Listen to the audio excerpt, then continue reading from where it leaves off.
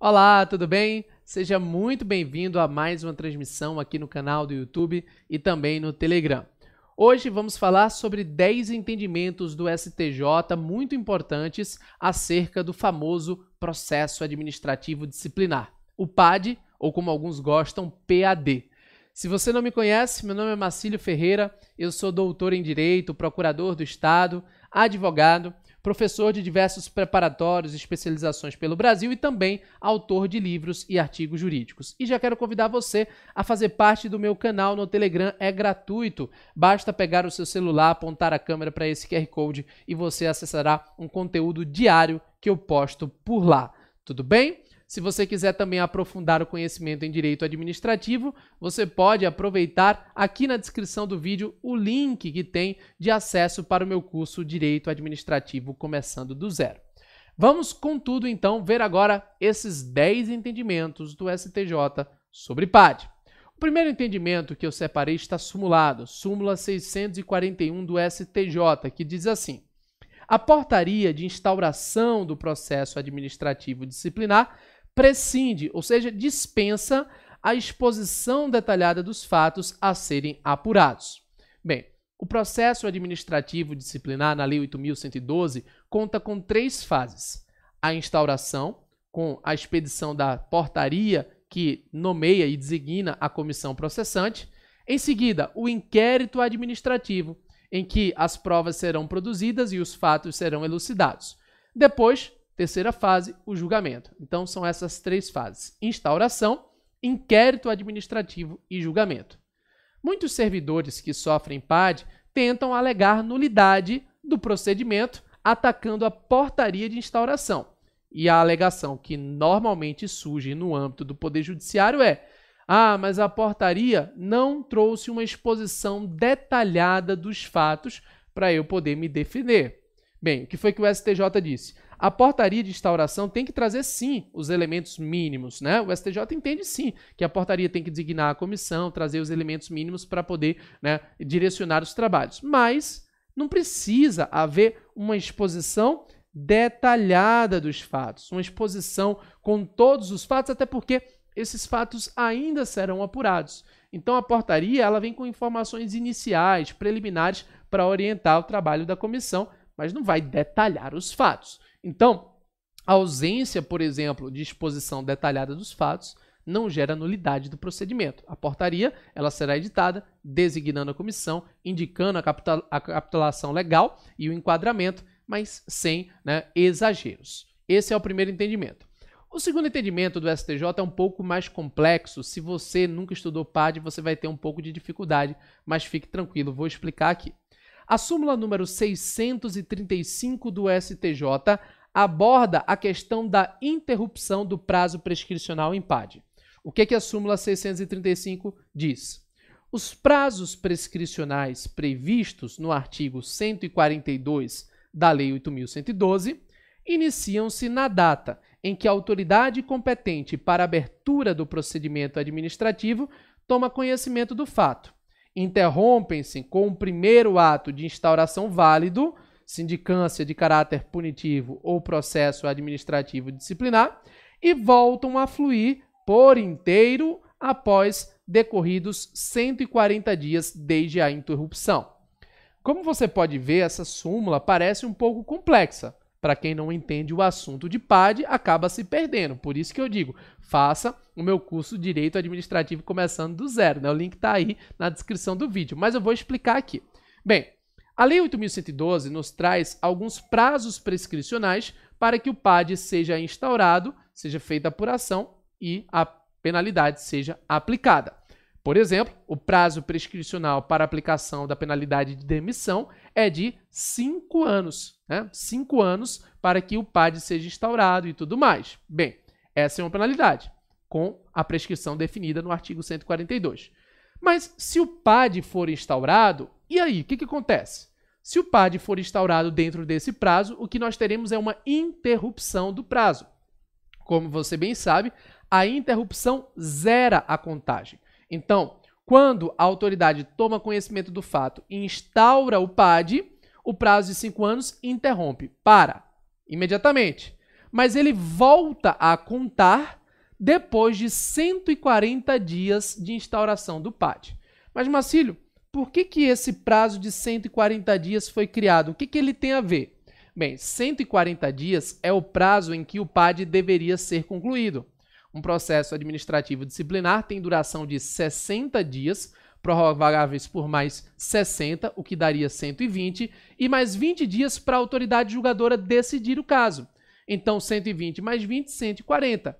Se depois de 140 dias não surgiu uma decisão, o que nós temos diante disso é a recontagem do prazo, ou seja, os 5 anos voltam a fluir normalmente e a penalidade pode prescrever mais uma vez. Então, 5 anos, por exemplo, se interrompem com o PAD, aguarda 140 dias e volta a contar de novo, né, os 5 anos. Isso para a penalidade de demissão.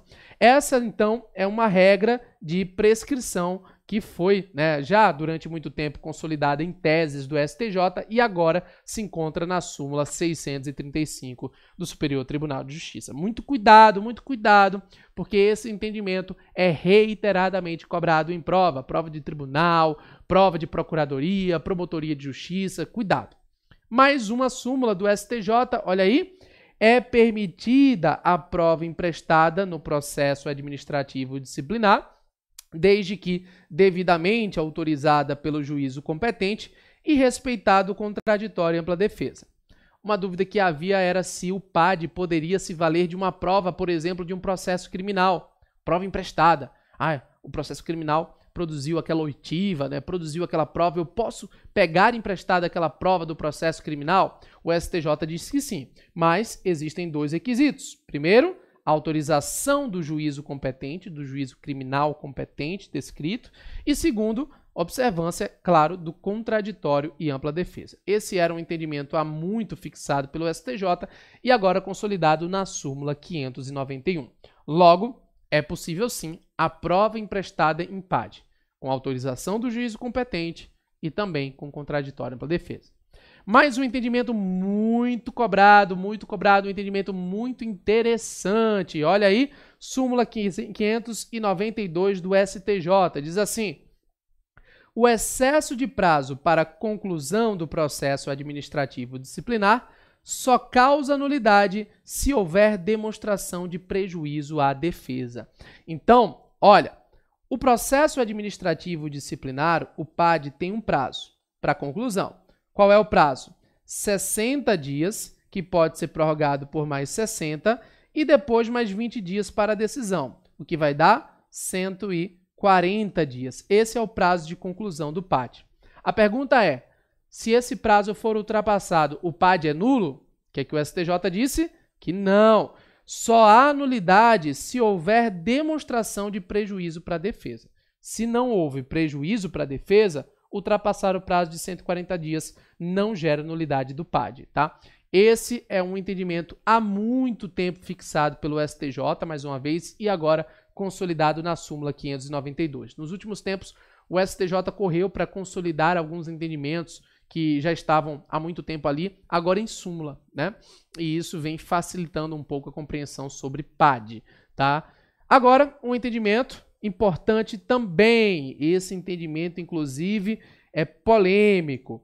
O STJ já disse que é possível, sim, a instauração de processo administrativo com base em denúncia anônima. A pessoa fez uma denúncia anônima contra um servidor. O PAD pode ser instaurado? Sim. Normalmente há uma dúvida, porque a Lei 8.112 prevê algo um pouco diferente. O artigo 144 diz assim: as denúncias sobre irregularidades serão objeto de apuração desde que contenham a identificação e o endereço do denunciante.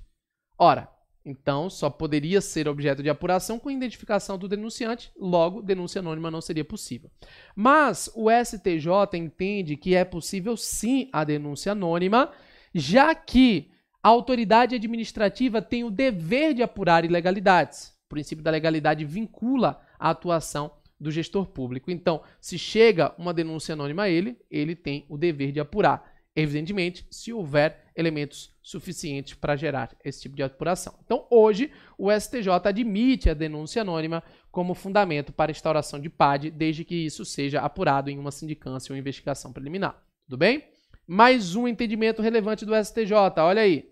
A decretação de nulidade no processo administrativo depende da demonstração de efetivo prejuízo para as partes, à luz do princípio pas de nullité sans rien, né? Que princípio é esse, Márcio? Esse é um princípio francês processual antigo de que não há nulidade se não há dano para as partes, né? Então, o STJ diz, olha, quer alegar nulidade do PAD? Então, demonstra prejuízo. Não se pode alegar nulidade por um vício pequeno se não há comprovação de prejuízo. A decretação de nulidade depende da demonstração de efetivo prejuízo para as partes. Esse é o entendimento do STJ. Sem dano, não há nulidade. Mais um entendimento.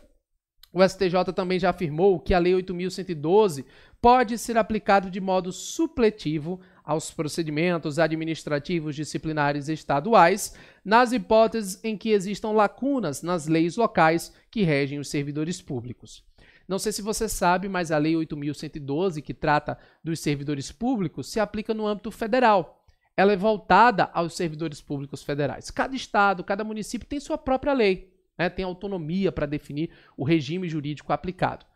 Apesar disso, o STJ entende que quando a lei é omissa, a Lei 8.112 poderá ser aplicada de modo supletivo. Então, faltou um dispositivo na lei estadual? A Lei 8.112 pode ser aplicada tranquilamente. É também um entendimento relevante, né? O STJ tem entendido dessa maneira, inclusive para outras leis, como a Lei 9784.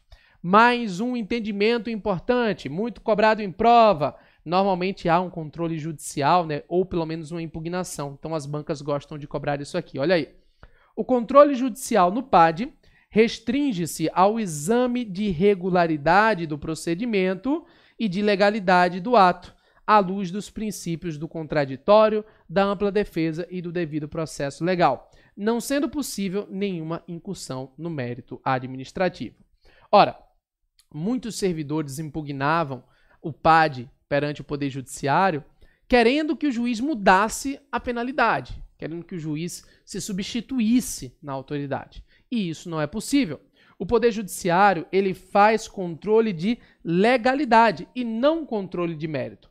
Então, se eventualmente alguém tenta impugnar um ato administrativo perante o Poder Judiciário, como, por exemplo, uma penalidade, as alegações devem ser de lei, ou seja, de norma, de legalidade, e não alegações de mérito, tá? O STJ entendeu que não cabe ao Poder Judiciário fazer uma incursão de mérito administrativo, beleza? Mais um entendimento aí na sequência, olha, é possível o aproveitamento de prova produzida em processo administrativo disciplinar declarado nulo para a instrução de um novo PAD, desde que seja assegurado o contraditório e ampla defesa e que o vício que ensejou referida nulidade não recaia sobre a prova que se pretende aproveitar. Então, o que foi que se disse aqui? Basicamente, nós temos, né, a possibilidade de aproveitar a prova de um PAD nulo em um novo PAD, desde que a nulidade não tenha relatividade, não tenha referência com a prova, né, que foi produzida. Então, por exemplo, a nulidade veio da ausência de um documento no PAD, lá, um descumprimento de alguma coisa. Tá, decretou a nulidade do PAD, mas a prova, se não teve nenhum vínculo com isso, pode ser aproveitada no novo PAD. É o que o STJ entendeu. Veja que para aproveitar essa prova no novo PAD tem que ser garantido o contraditório e ampla defesa e, é claro, o vício não pode recair na prova que se pretende aproveitar, porque senão a prova seria nula, tá? Mais um entendimento do STJ. É possível o imediato cumprimento da penalidade aplicada na conclusão de processo administrativo disciplinar, uma vez que os recursos administrativos e os pedidos de reconsideração, em regra, não possuem efeito suspensivo automático. Logo, seria possível cumprir de imediato uma penalidade no âmbito do PAD, tá? Esses são 10 entendimentos do STJ sobre PAD, o processo administrativo disciplinar. Se você quiser aprofundar o direito administrativo e conhecer a fundo, aqui na descrição do vídeo tem o link para o meu curso Direito Administrativo Começando do Zero. Um curso completo em que nós saímos do absoluto zero até que você esteja capacitado para gabaritar questões nos concursos públicos. Então, dê uma conferida aí no link, qualquer coisa conte comigo. Se você gostou desse vídeo, também deixe o seu like, seu comentário e se inscreva no canal para receber os próximos conteúdos. Um forte abraço e até a próxima!